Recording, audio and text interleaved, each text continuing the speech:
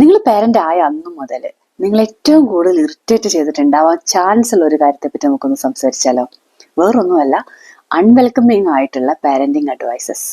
Especially ഇന്നത്തെ ജനറേഷനിലെ കുട്ടികൾ എന്ന് പറയുന്നത് ഡിഫറെൻ്റ് ആയിട്ടുള്ള പാരന്റിങ് മെത്തേഡ്സ് ആണ് ഫോളോ ചെയ്യുന്നത്. നമ്മൾ ചെയ്യുന്ന പാരന്റിങ് സ്റ്റൈലിനെ വല്ലാതെ ക്വസ്റ്റ്യൻ ചെയ്തും നമ്മൾ ചെയ്യുന്ന ഒരു മേജർ ആയിട്ടുള്ള ഒരു മിസ്റ്റേക്ക് ആണെന്നും നമ്മുടെ ബിലീഫ്സും നമ്മുടെ ഇൻസ്റ്റിങ്റ്റും ഒക്കെ എന്തോ കൺഫ്യൂസ്ഡ് ആക്കുന്ന രീതിയിലുള്ള ക്വസ്റ്റ്യനിങ്ങും ഒക്കെ ആയിട്ട് ഈ കൂട്ടർ എപ്പോഴും സ്കോർ ചെയ്യുന്നത് ഒരു കാഴ്ച നമ്മൾക്ക് നോക്കി നിൽക്കാൻ പറ്റാറുള്ളൂ ചില സമയങ്ങളിൽ. എന്നാൽ ഇങ്ങനെയുള്ള അവസ്ഥയിൽ പെട്ടുകഴിഞ്ഞാൽ നമുക്ക് എങ്ങനെയാണ് ഇത് ഹാൻഡിൽ ചെയ്യാൻ പറ്റുന്നത് എന്നുള്ളത് ശരിക്കും ആലോചിക്കേണ്ട ഒരു കാര്യമാണ്. കാരണം നമുക്കിപ്പോൾ അത് ആവശ്യമില്ലാത്തതായിരിക്കും. പല പാരൻസിനും ഇങ്ങനെയുള്ള അഡ്വൈസസിന്റെ ആവശ്യമില്ല. കാരണം ട്രഡീഷണൽ പാരന്റിങ് മെത്തേഡ്സും ഇപ്പോഴത്തെ പാരന്റിങ് മെത്തേഡ്സും തമ്മിൽ ഒത്തിരി ചേഞ്ചസ് ഓൾറെഡി ഉണ്ട്. അപ്പോൾ ഫസ്റ്റ് നമുക്ക് ചെയ്യാൻ പറ്റുന്ന കാര്യം എന്ന് പറഞ്ഞിട്ടുണ്ടെങ്കിൽ try to see the motivation in it.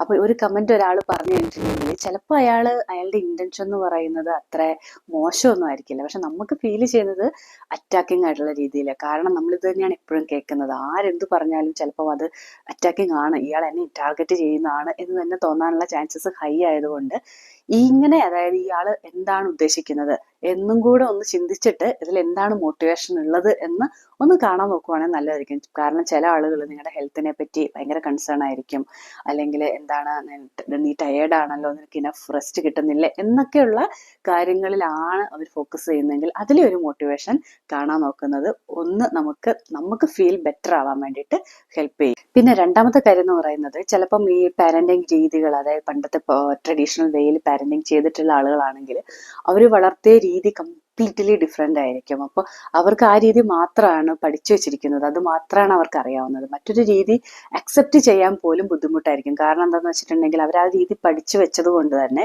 പുതിയ രീതി കാണുമ്പോൾ അപ്പം ഞാൻ ചെയ്തത് തെറ്റല്ലേ, ആണോ തെറ്റായിരുന്നോ എന്നുള്ള ക്വസ്റ്റ്യൻ അവർക്ക് അക്സെപ്റ്റ് ചെയ്യാൻ പറ്റാത്തത് കൊണ്ടാണ് അവരുടെ ഒരു ഡിഫൻസ് മെക്കാനിസം പോലെയാണ് അവർ നമ്മളോട് ഒരു പുതിയ കാര്യം പറഞ്ഞു തരാൻ ട്രൈ ചെയ്യുന്നത്. അപ്പം ഇങ്ങനെ ഫോർ എക്സാമ്പിൾ, ഒരു കുട്ടി ജനിച്ചു കഴിഞ്ഞിട്ടുണ്ടെങ്കിൽ നീ എന്താ കുട്ടിക്ക് തലയൊഴിയാത്തത്, അല്ലെങ്കിൽ മൂക്ക് വലിക്കാത്തത് എന്താണ്, അല്ലെങ്കിൽ ഉഴിഞ്ഞു കുളിപ്പിക്കാത്തത് എന്താണെന്നുള്ള ക്വസ്റ്റ്യൻസ് ഒക്കെ ആയിരിക്കും തുടക്കത്തിൽ നമ്മൾ കേട്ട് തുടങ്ങാൻ പോകുന്നത്. അല്ലെങ്കിൽ എന്താ കണ്ണെഴുതിപ്പിക്കാത്തത്, എന്താ പൊട്ടുതൊളാത്തത് എന്നുള്ള. അപ്പൊ അതിൽ നമുക്ക് ചെയ്യാൻ പറ്റുന്ന ഒരു കാര്യം എന്ന് പറയുന്നത് ഒട്ടും ഡിഫെൻസീവ് ആവാതെ, ഒട്ടും സാർക്കാസം ഇല്ലാതെ തന്നെ അവരോട് ക്യൂരിയസ് ആയിട്ട് ചോദിക്കുക, അതെന്തുകൊണ്ടാണ് അങ്ങനെയെന്ന്. അപ്പം വൈ എന്ന ക്വസ്റ്റ്യൻ നമ്മളൊരു 4 വട്ടം ചോദിച്ചു കഴിഞ്ഞാൽ 4ാമത്തെ വട്ടം അവർക്ക് ആൻസർ ഉണ്ടാവില്ല. എന്തിനാണ് മൂക്കൊഴിയുന്നതെന്ന് ചോദിച്ചാൽ അത് എന്തിനാ ആൻറ്റി അങ്ങനെ ചെയ്യുന്നത്, അത് കഴിഞ്ഞിട്ട് അടുത്തത് എന്തിനാണ് അങ്ങനെ ചെയ്യുന്നത്, അപ്പൊ അതെന്തിനായിരുന്നു അങ്ങനെ ചെയ്തത്, എന്നിട്ട് എന്താണ് സംഭവിച്ചത് എന്ന് ചോദിക്കുമ്പം ലാസ്റ്റ് എത്തി നിൽക്കുന്നത് അവർക്ക് ഉത്തരമില്ലാത്ത ഒരവസ്ഥയിലായിരിക്കും. സത്യം പറഞ്ഞ ഉത്തരം മുട്ടിക്കുക എന്നുള്ളത് തന്നെയാണ് നമ്മുടെ ഇന്റൻഷൻ. പക്ഷെ നമ്മളിതൊന്ന് വളഞ്ഞ വഴിയിൽ ചെയ്യുന്നു എന്ന് മാത്രമേ ഉള്ളൂ. പിന്നെ അവർക്കും ബുദ്ധിമുട്ടില്ലാത്ത രീതിയിൽ, എന്നാൽ നമുക്കും ബുദ്ധിമുട്ടില്ലാത്ത രീതിയിൽ. ഞാൻ പറയുന്നത് നമ്മുടെ ഹെൽത്തി ആയിട്ടുള്ള വേയിൽ കൂടെ എങ്ങനെ റെസ്പോണ്ട് ചെയ്യാന്നുള്ളതാണ്. നമുക്ക് പല രീതിയിൽ റെസ്പോണ്ട് ചെയ്യാം. നമുക്ക് ഒരു ഒറ്റ വാക്കുകൊണ്ട് തന്നെ ഷട്ട് ഡൗൺ ചെയ്യിപ്പിക്കാനും പറ്റും. ഞാൻ പലപ്പോഴും അതൊക്കെ ചെയ്തിട്ടുള്ള ആളാണ്. പക്ഷെ ഹെൽത്തി ആയിട്ടുള്ള വേയിൽ എങ്ങനെ ചെയ്യാൻ പറ്റും എന്നുള്ളതിനെ പറ്റിയാണ് നമ്മൾ ഇന്ന് സംസാരിക്കുന്നത്. പിന്നെ 3ാമത്തെ കാര്യം എന്ന് പറയുന്നത് ചുമ്മാ ഇഗ്നോർ ചെയ്യുക, ഒന്ന് തലയാട്ടി ചിരിക്കുക, ഇത്ര മാത്രമേ ഉള്ളൂ. കാരണം നമുക്ക് പലപ്പോഴും എനിക്കത് ശരിക്കും അണ്ടർസ്റ്റാൻഡ് ചെയ്യാൻ പറ്റുന്ന ഒരു കാര്യമാണ്. കാരണം ട്രിഗർ ചെയ്യിപ്പിക്കാൻ പറ്റുന്ന അവർക്ക്, ആ കൂട്ടർക്കാണ് ഏറ്റവും കൂടുതൽ നമ്മളെ ട്രിഗർ ചെയ്യിപ്പിക്കാൻ പറ്റുക. അതായത് നമ്മുടെ പാരന്റിങ് സ്റ്റൈലിനെ ക്വസ്റ്റ്യൻ ചെയ്ത്, അല്ലെങ്കിൽ നമുക്കൊന്നും അറിയില്ല ഇക്കാര്യത്തിൽ, അവരാണ് അതിൽ എന്താ പറയുക ഡിഗ്രി എടുത്തിരിക്കുന്ന, PhD എടുത്തിരിക്കുന്ന ആൾക്കാർ എന്നുള്ള രീതിയിൽ തന്നെയായിരിക്കും നമ്മളോട് സംസാരിക്കുന്നത്. അങ്ങനെ സംസാരിക്കുന്ന ആൾക്കാരോട് ആർഗ്യൂ ചെയ്യാൻ പോയിട്ട് വിൻ ചെയ്യാന്ന് പറയണത് അത് ശരിക്കും പറഞ്ഞാൽ അതിൽ അവർ വേർത്തല്ല, അങ്ങനെ ചെയ്യേണ്ട കാര്യമില്ല.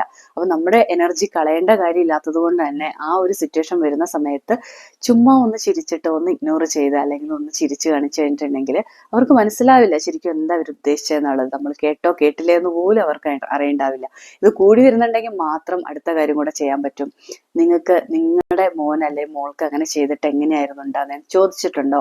അല്ലെങ്കിൽ ചേച്ചിക്കാണ് ഈ ഒരു അവസ്ഥ വരുന്നതെങ്കിൽ, അല്ലെങ്കിൽ ഇതുപോലെ ഞാൻ ചേച്ചിനെ ചെയ്ത് കഴിഞ്ഞാൽ എങ്ങനെയായിരിക്കും ഫീൽ ചെയ്യുന്നത്? അതായത് നമ്മൾ കുട്ടികളുടെ സ്ഥാനത്ത് അവരെ സങ്കല്പിച്ചിട്ട് നിങ്ങളൊന്ന് ചിന്തിച്ചു നോക്കുക എന്ന് പറയാം. അതും പിന്നീട് പറയുന്നത് പോലെ തന്നെ നമ്മൾ എങ്ങനെ പറയുന്നു അനുസരിച്ചിരിക്കും. വീട്ടിൽ നിന്ന് ഇറങ്ങി ഓടേണ്ട അവസ്ഥയൊന്നും ആർക്കും വരുത്താതിരിക്കുക. കാരണം ഈ ഒരു കാര്യം എന്ന് പറയുന്നത് അത്ര എളുപ്പത്തിൽ നമുക്ക് ഹാൻഡിൽ ചെയ്യാൻ പറ്റുന്നതല്ല.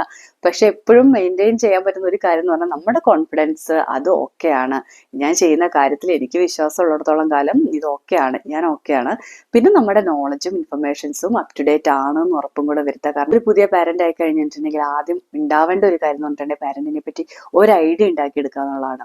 അപ്പോൾ മാക്സിമം ആർഗ്യുമെന്റ്സിനൊന്നും പോവാതെ നിങ്ങൾ ചെയ്യുന്ന രീതിയിൽ വിശ്വസിച്ച് എപ്പോഴും ഒരു ഗട്ട് ഫീലിംഗ് എന്ന് പറയുന്ന ഒരു സംഭവമുണ്ട്. ആ ഗട്ട് ഫീലിങ്ങിനെ ട്രസ്റ്റ് ചെയ്ത് നിങ്ങൾ ഒരിക്കലും ഒരു മേജർ ആയിട്ടുള്ള ഒരു പ്രോബ്ലം അല്ല ഉണ്ടാക്കുന്നത്, പകരം നിങ്ങൾ ഒരു വലിയൊരു മാറ്റത്തിന്റെ ഭാഗം തന്നെയാണെന്ന് വിശ്വസിച്ച് മുമ്പോട്ട് പോവാൻ ട്രൈ ചെയ്യുക.